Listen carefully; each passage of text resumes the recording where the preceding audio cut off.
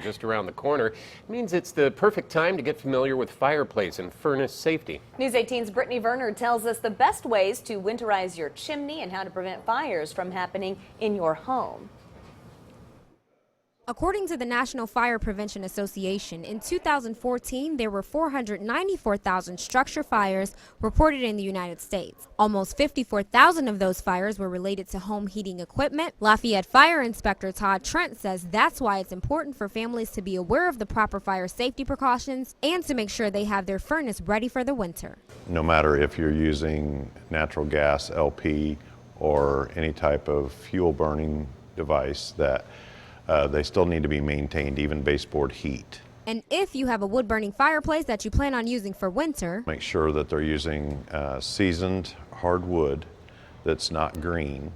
Green wood seems to create a lot more soot. Wire mesh on top of their chimney that decelerates any sparks that would be coming out of the chimney. We also want to make sure that they're maintaining a 36-inch circumference around the fireplace that would not do any type of combustion around the fire itself. Trent says signs your chimney is failing would be resin leaking out of the masonry and the draft from the chimney would be blowing into the house instead of through the vent. He says these would be signs that your chimney needs to be swept or there is failure inside the flue. I see often those logs that are advertised for people to clean their chimneys with and they just burn them. Are those effective? They're not completely effective. They would want to follow their manufactured guidelines to make sure that their fireplace and their flue with their chimney would accept those.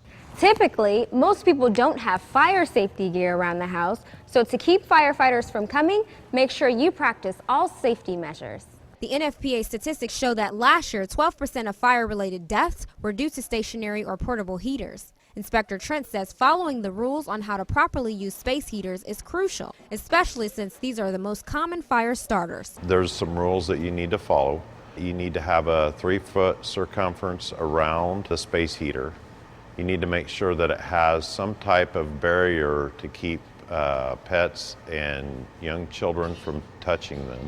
If they are kerosene, we would want to make sure that they were filled outside your home. Make sure that if there was overspill that they would have that absorbed up somehow to make sure that it's not on the outside of the container. Also make sure that they're not sitting on carpet or rugs. In addition, with space heaters, make sure to have an anti-tip device, so if it ever falls over, it would automatically shut off. Inspector Trent says any kind of natural gas does give off carbon monoxide.